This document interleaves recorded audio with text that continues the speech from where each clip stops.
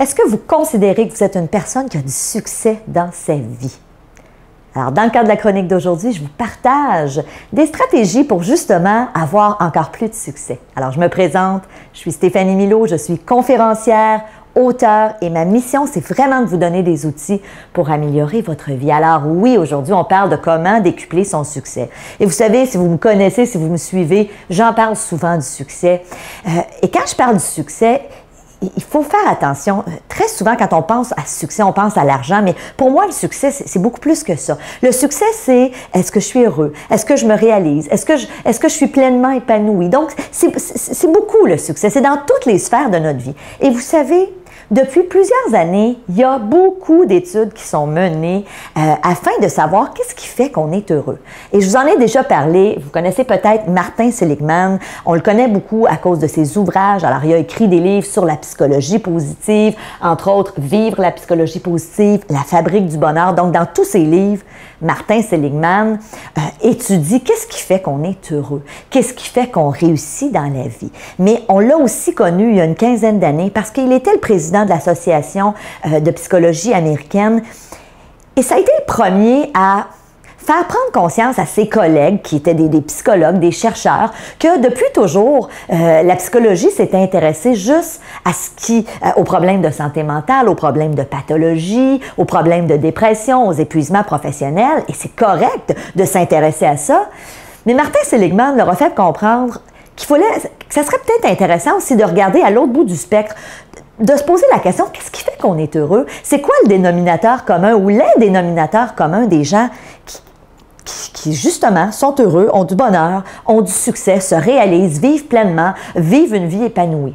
Alors, c'est super intéressant. Et depuis quelques années, on connaît aussi l'auteur et chercheur Sonia Lyubomirsky, qui a écrit plusieurs livres. J'ai lu récemment un de ses livres qui s'appelle « Qu'est-ce qui nous rend vraiment heureux ?» C'est super intéressant. Alors, elle est chercheure. Elle a entre autres étudié à l'Université Harvard. Aujourd'hui, elle enseigne la psychologie positive. Et ces deux personnes-là, donc ces deux acteurs-là, très, très importants dans le domaine de la psychologie positive, donc Sonia Lyubomirsky et Martin Seligman, s'entendent tous les deux pour dire une chose. On peut travailler à être plus heureux, à avoir plus de succès. Dans un de ses livres, Comment être heureux et le rester, elle nous explique, Sonia Lyubomirsky, que notre propension à être heureux, et si vous me connaissez, vous savez, j'en parle dans mes conférences, dans mes séminaires, notre propension à être heureux vient de plusieurs choses. Premièrement, il y a un 50% qui vient de notre génétique. Donc, génétiquement, on est programmé. En psychologie positive, ils appellent ça le set point. On a un point où notre niveau de bonheur est rendu et ce point-là fait en sorte que même quand on a des grands bonheurs, ou de grande tristesse, on va inévitablement revenir à ce set point. Donc ça, c'est vraiment de la génétique. Deuxième chose, il y a un 10% qui vient du facteur chance, des circonstances de la vie, le timing, être à la bonne place au bon moment. Donc, on a très peu de pouvoir, vous allez être d'accord avec moi sur notre génétique, on a très peu de pouvoir sur le facteur chance. Par contre, ce que tout le monde s'entend pour dire, c'est qu'on a du pouvoir sur l'autre 40% qui est non seulement nos attitudes, mais aussi toute la portion. C'est quoi mes stratégies que je mets en place dans ma vie? C'est quoi mes comportements? C'est quoi les décisions que je prends? Les non-décisions aussi. Vous savez, souvent on est confronté à prendre une décision puis on fait rien. Alors, notre non-décision amène des conséquences aussi dans notre vie qui parfois va nous rendre plus ou moins heureux, va nous apporter plus ou moins de succès. Donc, super intéressant ces recherches-là. Mais ce qu'on sait, premier truc que je vous dit, c'est apprenez à travailler, à développer votre optimisme. On le sait, les gens à succès, les gens qui sont heureux ont développé cette capacité. Alors, c'est pas juste une question de génétique, ils sont pas nécessairement nés optimistes, mais ils ont travaillé à le développer. Et il y a une citation que j'ai envie de vous lire que j'adore. Ça dit, une personne optimiste, elle refuse pas de voir le côté négatif des choses, elle refuse juste de s'attarder dessus. Wow! Je trouve ça tellement intéressant parce que c'est vrai.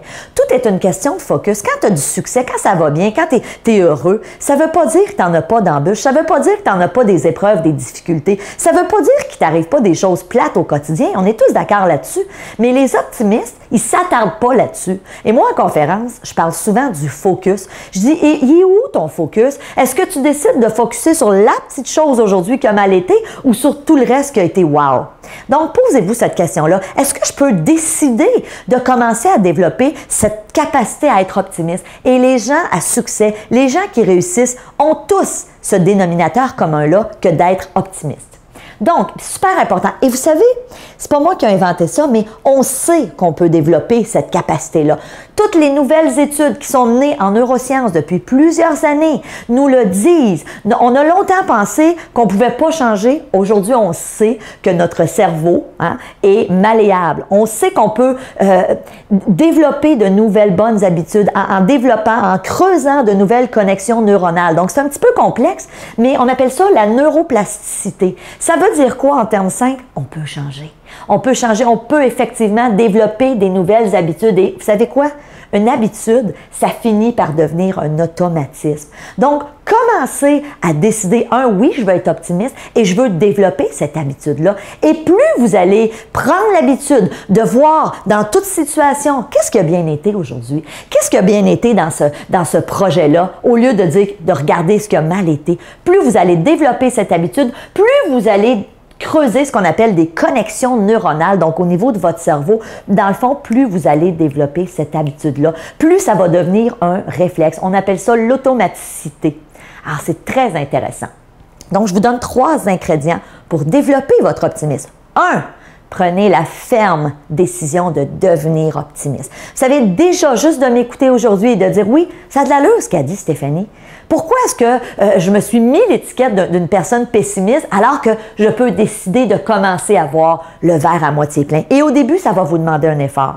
Si ce n'est pas nécessairement dans votre nature, mais sachez que vous pouvez le développer. Donc ça, c'est notre premier ingrédient. Ingrédient numéro 2. Devant un problème, posez-vous toujours la question suivante. Qu'est-ce que ce problème a de formidable? Et je sais qu'il y en a qui m'écoutent et qui disent, ben voyons donc, comment est-ce que je peux me poser la question, qu'est-ce que ce problème a de formidable? Quand ça va mal, Stéphanie? Vous savez quoi?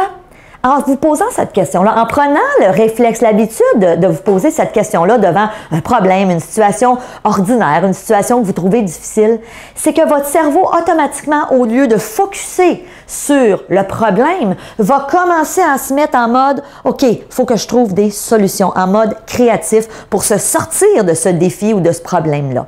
Donc, devant un problème, posez-vous la question « Qu'est-ce que ce problème a de formidable? » Il y a un 3e truc que je veux vous partager. Mais avant, si ça vous interpelle tout ça, si vous dites oui, moi là, je pense que je pourrais justement être plus heureux, avoir plus de succès, que ce soit personnel ou professionnel, j'ai une invitation à vous faire.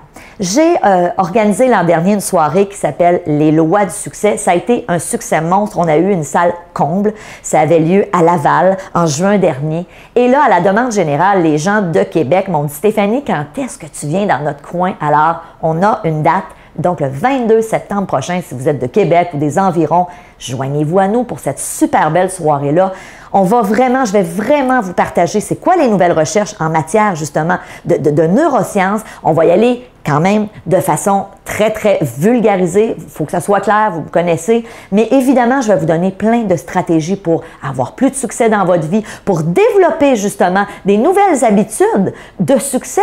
On va voir c'est quoi les dénominateurs communs des gens qui ont du succès et je vais vous enseigner comment les appliquer dans votre vie. Parce que c'est beau de savoir que oui, il faut que j'aie une bonne attitude. Ben oui, je sais ça. Mais je fais ça comment dans le day-to-day, dans le quotidien, avoir une bonne attitude. Donc, on va parler de visualisation, on va parler d'autosuggestion. Je vais vraiment vous parler des nouvelles découvertes qui ont été faites en matière de visualisation, des choses extraordinaires. Comment aller induire des programmations dans votre subconscient. Donc, une super belle soirée.